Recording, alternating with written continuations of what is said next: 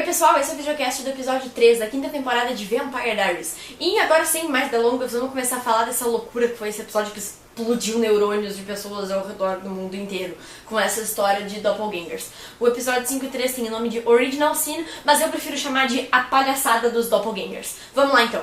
Bom, eu tentei organizar a história em ordem cronológica pra ver se a gente entende um pouquinho melhor tudo isso que tá acontecendo, e colocando as coisas em ordem cronológica, eu comecei a fazer então uma pequena teoria baseada nessa cronologia e também em várias coisas que eu conversei durante a tarde de hoje, hoje é domingo, não sei que dia vocês estão vendo o vídeo, mas enfim, com o pessoal no Twitter. Eu, inclusive, a primeira proposta que eu tinha pra fazer o vídeo foi pedir pro pessoal no Twitter dar a opinião das duas Fenoms, tanto da Fenom de Helena quanto da Fenom Stelena, pra tentar fazer um vídeo parelho sobre o que o pessoal tava pensando. Eu li vários desses tweets e recebi vários depoimentos por e-mail. Muito obrigado ao pessoal que fez isso, mas depois que eu comecei a colocar essa parte dos doppelgangers em ordem cronológica, eu comecei a ver que isso de Delena e Stelena é uma bobagem. Mais ainda do que a gente já achava, porque Delena e Stelena são só dois chips e por algum motivo as pessoas quase se matam em função disso.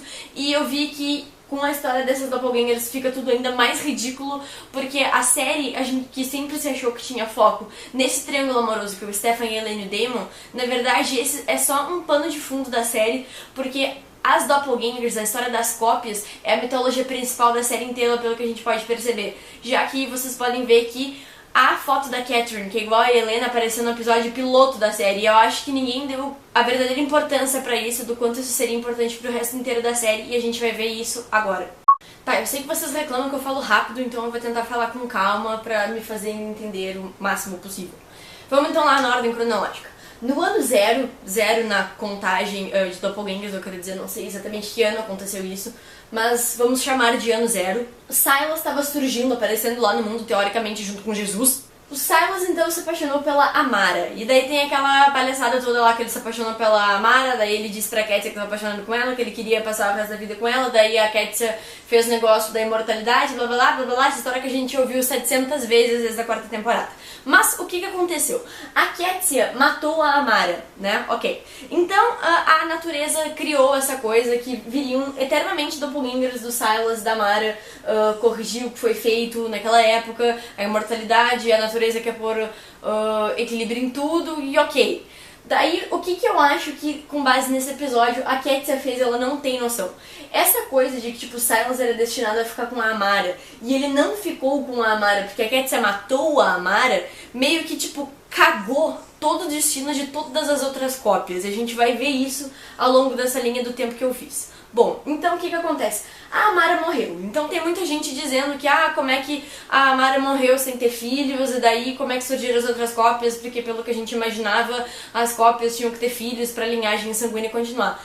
A gente viu um mínimo flashback da época lá do Silas da Amara, então a gente não tem como afirmar que ela não teve um filho, mas talvez essa coisa da linhagem sanguínea seja ou um furo ou uma coisa que a gente vai saber depois, que não tem nada a ver, que na real as cópias não precisam ter conexão sanguínea. Mas eu aposto que a Amara foi safadinha pra época dela, e lá, até na época de Jesus, ela fez um filho, assim, fora do casamento e etc, mas enfim, vamos partir do princípio que a Amara teve um filho pra não começar a queimar neurônio agora. Partindo do princípio que a Amara teve um filho e que as primeiras cópias dela e do Silas começaram a surgir, vamos partir do princípio que a gente acredita naquilo que o Klaus falou, não me lembro em qual temporada, terceira eu acho, que as cópias elas aparecem de 500 em 500 anos, tá? Então, depois do ano zero, 500 anos depois, teve mais uma cópia do Silas e da Amara, que a gente não sabe quem é. A gente não teve essa informação ainda de quem foram as cópias que surgiram em seguida deles.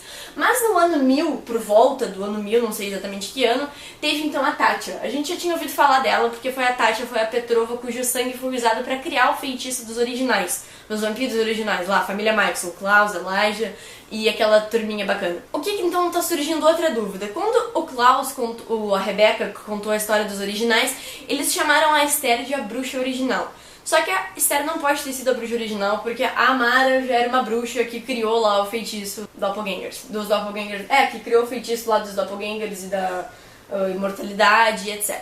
Bom, a gente parte do princípio aqui por uma teoria que eu tava lendo até no Twitter hoje de tarde, que quando se referiram a Esther como a bruxa original, quiseram dizer que naquela época não era tão comum existir bruxas, não tinha tanto assim, então talvez eles não tivessem conhecimento que existiram outras bruxas, ou que então chamaram a Esther de a bruxa original porque ela criou o feitiço dos vampiros originais. Então vai ver que chamaram ela de original por isso. Se não, se naquela época se referiram a ela como a bruxa original, como sendo a primeira bruxa, então aí temos um outro furo na mitologia, porque a Qetsia 1000 anos antes já existia. Então aí que tá essas coisas que eu tô falando, que assim, tem coisas que se não forem explicadas, vão ser grandes furos na mitologia. Então a gente espera que os roteiristas se deem conta disso para que eles possam corrigir esses errinhos, contando outras histórias em cima para tapar esses buracos, que é melhor do que deixar eles abertos e sem explicação nenhuma. Mas enfim, uma vez que então a Tátia foi usada para criar o feitiço dos originais, o que a gente sabe também naquela história que o Klaus contou uma vez? Que ele e o Elijah se apaixonaram pela Tátia e que a Esther usou a Tátia como sangue para fazer o feitiço, para também desaparecer com essa rivalidade entre eles dois. Mas o Klaus também comenta que a Tátia, ela teve um filho com um outro homem, que a gente imagina, né, isso não é certo, mas a gente imagina que tenha sido uma outra cópia do Silas. Ou seja, a Tátia e essa cópia dela, que eram destinados a ficar juntos, eles não ficaram juntos, porque a Tátia foi morta. A gente não sabe se as cópias que correram aqui por volta do ano 500 ficaram juntas. A gente não sabe nada sobre isso. Mas a gente sabe que a Mara e Silas também não ficaram juntos porque a Qetsia matou a Mara. Então, digamos que assim, talvez esteja se criando um ciclo entre as cópias de que elas, por mais que estejam destinadas a ficar juntas, elas nunca fiquem juntas, entendeu? E talvez isso seja quase que uma punição pelo que o Silas e a Mara fizeram pela Qetsia. Talvez nem ela saiba que o feitiço é esse. Talvez o sentimento de raiva que ela tivesse tendo no momento que ela matou a Mara, na época que ela fez o feitiço, colocou esse poder, esse sentimento aí, que fez com que nenhuma das cópias destinadas a ficarem juntas ficassem juntas. Então, outro furo que eu acho que pode ter acontecido. A Qetsia falou pro Daemon, naquela hora lá na cabana, que ela viu várias cópias surgirem e se apaixonarem. Só que se as cópias aparecem de 500 em 500 anos, não podem ter acontecido várias cópias. Pelo que a gente sabe, teve só 4, que são essas que eu tô colocando aqui, né? Bom, o que aconteceu em 1500 depois? Teve a Catherine, né, que não foi exatamente 1500, eu acho que foi 1400 e alguma coisa, mas como a gente não sabe exatamente essa cronologia e qual era exatamente aquele ano, então pode fazer sentido, mas mais ou menos está acontecendo numa cronologia que faz sentido esses 500 em 500 anos, né, por números arredondados. Partimos do princípio que a Catherine teria também uma cópia para ela, na geração dela. Só que o que pode ter acontecido? Ela pode não ter conhecido essa cópia que estava destinada a ela. E essa cópia, até onde a gente sabe, ela veio humana, né? Porque as cópias elas aparecem humanas. A Catherine virou vampira por uma casualidade. Mas então a cópia que seria destinada a Catherine, que seria outra cópia do Silas, pode ter morrido, porque afinal ele era um humano, teve um tempo de vida, e ele nunca chegou a encontrar a Catherine. Então o que aconteceu? Duas cópias que eram destinadas a ficarem juntas não se encontraram, ou seja, elas não cumpriram o destino. Então o que o destino, partindo do princípio que o destino tenta consertar as cagadas que ele faz, pode ter encaminhado a Catherine, que não chegou a encontrar a sua cópia, para a próxima cópia que nasceu, que foi o Stefan. E isso explica o fato de que por que lá em 1864 a Catherine e o Stefan se apaixonaram e a Catherine optou por ele, não pelo Daemon, e toda aquela história que a gente conhece, que daí tem o Stefan se declarando pra ela, falando que ela é que nem um anjo e etc. Isso pode ser o destino colocando eles juntos. Só que qual é o furo que acontece aí? Quando o Stefan aparece lá por volta de 1800, a gente bota que se ele virou vampiro em 1864 e ele tinha 17 anos, ele tem que ter, tipo, nascido em 1840 e poucos. Isso não fecha com a história dos 500 anos. Por quê? Porque se teve uma cópia nessa época aqui, que a gente imagina que as cópias têm que aparecer de 500 em 500 anos, a partir do Silas e da Mara, que estavam lá no ano zero, o Stefan ter surgido por volta de 1800, coloca ele com 300 anos de diferença da Catherine e 150 da Helena, que foi a próxima cópia 500 anos depois da Catherine. Então isso é muito bizarro, porque isso quebra essa coisa dos 500 anos. Então daí que a gente parte do princípio que assim, ou isso é um furo, ou as cópias do Silas realmente aparecem numa periodicidade diferente. Porque naquela época que se disse que as cópias Petrova apareciam de 500 em 500 anos, o Klaus estava ciente só das cópias Petrova. Ele nem sabia que existiam cópias do Silas, ou nem sabia que existia o Silas. Então talvez a periodicidade para as cópias do Silas sejam diferentes das cópias da Mara. Por algum motivo que eu não sei qual é, e que eu nem sei se isso é verdade, isso é uma breve teoria que eu tô fazendo aqui. Que então é mais uma coisa que, se não for bem explicada, vai ficar um furo na mitologia. Enfim, agora que a gente vem pra parte interessante. O Stefan, então, ele deixou de se apaixonar pela Catherine. Por quê? Porque a Catherine fez aquela cagada lá de transformar eles em vampiros e fugir, desaparecer e etc. E o Stefan se decepcionou com a pessoa que estaria talvez destinada a ser o amor da vida dele. Por ele ter deixado de se apaixonar pela Catherine, por ele ter parado de amar ela, talvez o destino tenha encaminhado ele para, então, a próxima cópia da Amara, que seria a Helena. Só que o que acontece? É aí que começa a complicação, né? Quando o Stefan se apaixonou pela Helena, num primeiro momento a Helena se apaixonou de volta. Afinal, ela também é uma cópia, ela também está predestinada a se apaixonar por uma das cópias do Silas. Só que o que acontece? Ainda existe no mundo uma outra cópia anterior à Helena que não tá com o seu par. Ou seja, a Catherine, ela era pra ter ficado com o Stefan e ela não ficou. Então talvez seja por isso que a Helena não se apaixonou totalmente pelo Stefan e depois de um tempo se apaixonou pelo Damon, porque na verdade ela não tá predestinada a estar com o Stefan, porque o Stefan foi predestinado pra Catherine, entendeu? Porque a Catherine perdeu a cópia dela. Talvez ainda tenha que vir uma próxima cópia pra ser da Helena. E até então é isso que eu pensei mais ou menos assim. Então o que eu acho a partir daqui? Que se a gente para pra pensar, essa história dos doppelgangers, ela é muito louca, e isso aqui que eu tô dizendo pra vocês é uma breve teoria de que eu acho que o Stefan, na verdade, é predestinado a Catherine, porque a Catherine não conheceu a cópia dela e ela ainda não morreu, e que a Helena ainda tem uma cópia por vir, ou que então ela não vai ter cópia nenhuma, porque o Stefan, ele não teve filhos. Ele foi uma cópia que virou vampiro sem ter filhos. E pelo que a gente sabe, as cópias precisam ter ligação sanguínea. Então talvez não tenha uma próxima cópia pra vir. Talvez as cópias do Silas tenham parado no Stefan. Só que, o que acontece? As cópias Petrova, talvez elas não tenham parado de vir. Por quê? A Amara, a gente imagina que tenha tido um filho, vamos colocar assim. A cópia lá dos anos 500 também. A Tati, a gente sabe que teve uma filha, porque o Klaus falou. A Catherine teve uma filha, assim, o filho, enfim, inclusive está mostrado na série.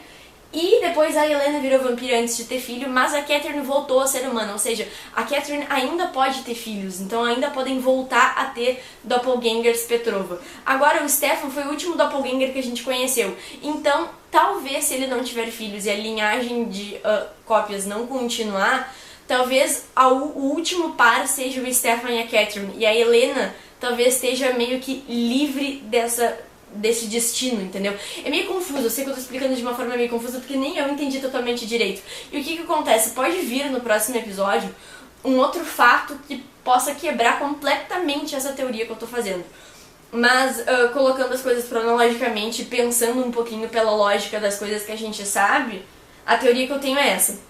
Só que o Silas, ele tirou a memória do Stefan.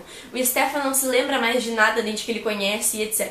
Então o que eu acho que pode ser o foco dessa temporada?